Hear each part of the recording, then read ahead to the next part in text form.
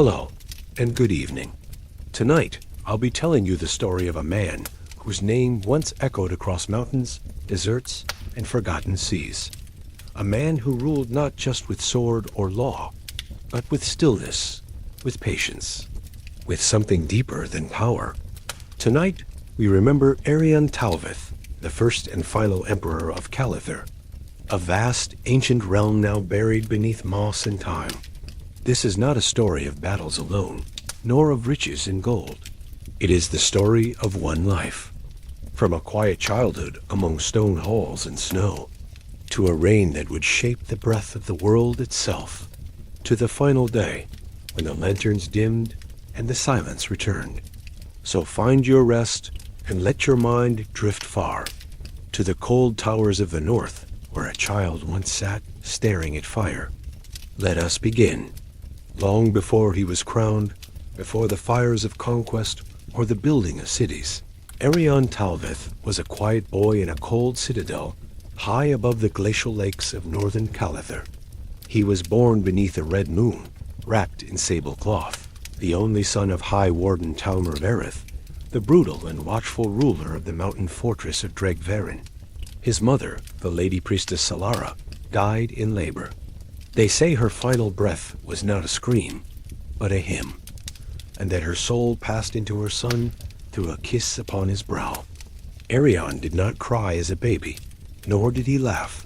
He watched. From the age of 3, he was known in the fortress as the child who stared at fire.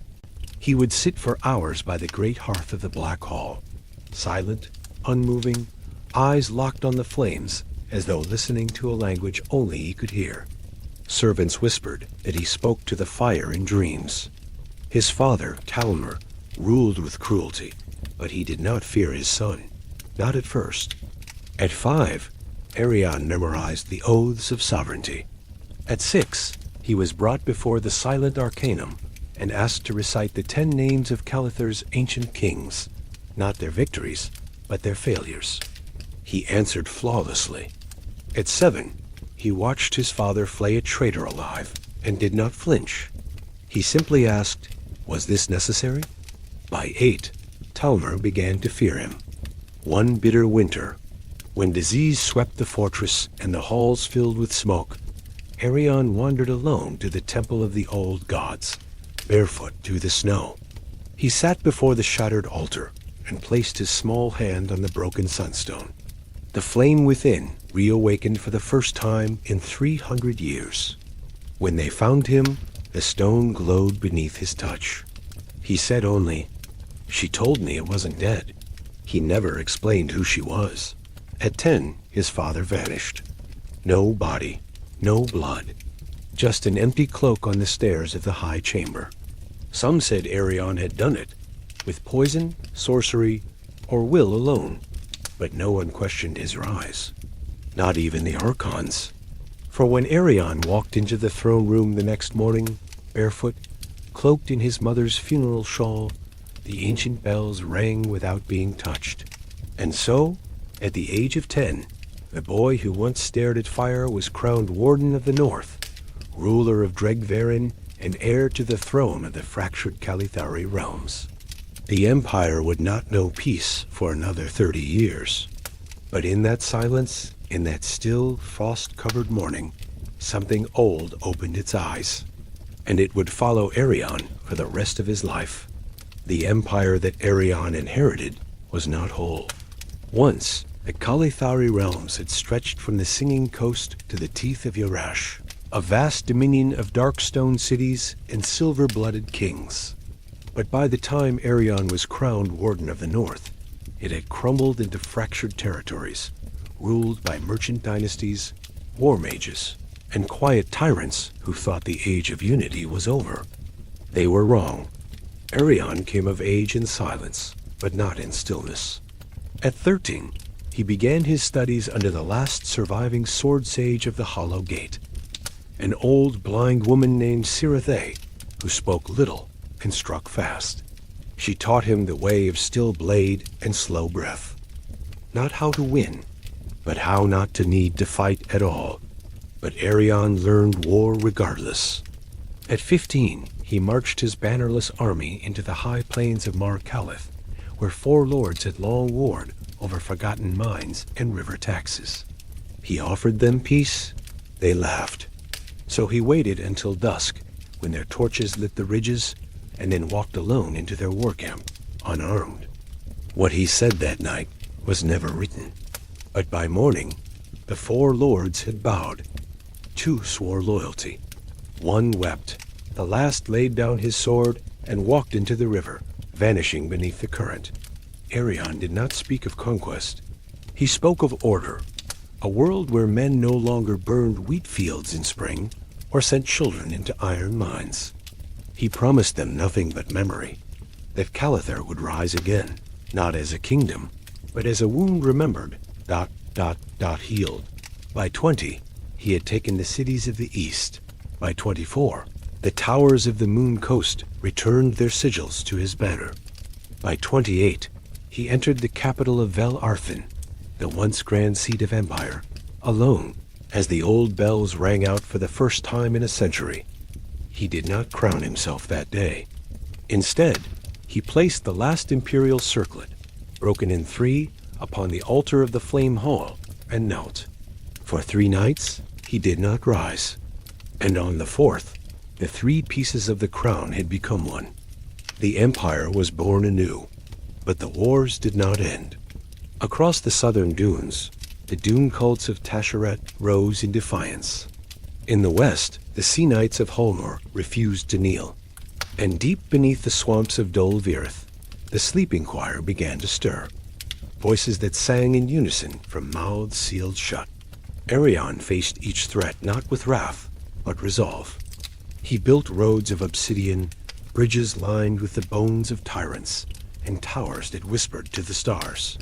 He led from the front, but killed only when he had to.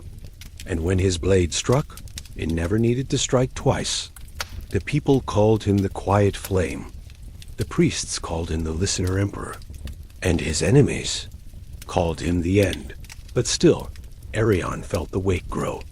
And some nights, when the winds fell still, he would stand at the edge of his palace balcony and look to the stars. Not in pride, but in longing. By the time Arion Talavith turned 30, the world had begun to move differently. Roads once shattered by time were paved with midnight stone. The river citadels sang again with the clang of trade bells and temple chimes. Across the 12 provinces, walls were torn down and forests replanted. Even the ghosts of the old empire, it was said, walked slower, quieter, as if in reverence. Arion did not call himself king. He took no wives, fathered no children, and wore no crown in public. Instead, he sat the lantern throne, a great seat carved from molten glass and elderbone, set in the center of the echoing hall. It glowed faintly with an inner light, not warm, not cold, like the memory of fire rather than fire itself. The throne was never empty, even when Arion stood, for it held the presence of every emperor before him. And now, his own. Ruling was not like war. There were no battle lines, no horns, no banners to chase or blood to clean. Rule came slowly, in the form of petitions whispered at midnight, maps rewritten by trembling cartographers, dreams broken by hunger, and floods no army could stop. Each morning Arion would sit in silence as scribes brought reports from the far corners. A healer in Yarith, who cured a plague with star moss, a thief in Vel Arthin, who'd stolen nothing but books, a child who claimed to dream of places that did not yet exist. He listened to all. He judged slowly. And when he spoke, it was with a voice that rolled like velvet thunder. But even the greatest rulers cannot escape the slow creep of time, nor the shadows that gather when empires grow too still. The Order of the Hollow Veil, an ancient cult once thought extinguished, began to rise again in secret. They preached that the empire was unnatural, that it had broken the world's rhythm by ending war, that peace was a lie that strangled the old gods. In secret, their symbols appeared, black moons etched on temple doors, whispers in the baths, fire beneath libraries. Arion did not crush them with blade or fire. Instead, he invited their leaders to dine with him. He asked them questions, not of loyalty, but of loss. "What is it," he asked once, "that you miss so much you would burn the world to feel it again?" No answer was given, only tears. He let them leave alive, but their movement faded, because it is difficult to rage when your enemy does not fear you, when your enemy listens. Still, Arion grew quieter. He walked more slowly through the halls of the ancients. He slept beneath the sky on the southern terraces, whispering to the stars in the language of his mother's old hymns. And one day he sealed his private library. No one was told why, only that, inside, he had written the names of every soul he had failed to save. By then, the people no longer called him Emperor. They called him Lantern Keeper, the Stone Watcher, Father of Silence.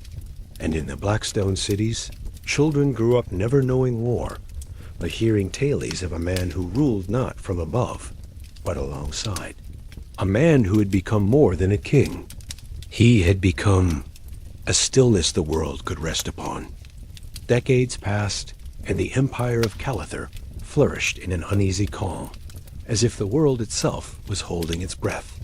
Emperor Arion Talveth, the Lantern Keeper, now walked among the shadows of his own making vast halls, echoing with silence, gardens untouched by footsteps, and libraries filled with the whisper of forgotten knowledge. Though the people prospered and the cities rose like obsidian gems beneath the stars, Arion felt the weight of years settle deep within his bones. His hair, once raven black, had grayed into silver streams, and his eyes, sharp and commanding in youth, softened to pools of quiet reflection. His crown, a cold circlet of iron fused to his brow so many years ago, was now a constant companion, not a symbol of glory, but a reminder of the sacrifices etched into his soul. The world he had built was fragile. Beneath its gleaming surface lurked unrest, shadows of forgotten promises, and the slow erosion of time. The cults of the Hollow Vale had faded, but never vanished, their whispers threading through cracks in the stone and hearts of the restless. One cold evening, as a violet dusk bled the night, Arion stood upon the highest terrace of his palace, gazing over the endless expanse of the empire. The winds were still no rustling leaves, no distant song of birds, only the faint pulse of the earth beneath his feet. In that silence, he heard a voice, not in words, but in memories. It was the voice of his mother, the Lady Priestess Solara, singing the ancient hymns of the forgotten gods.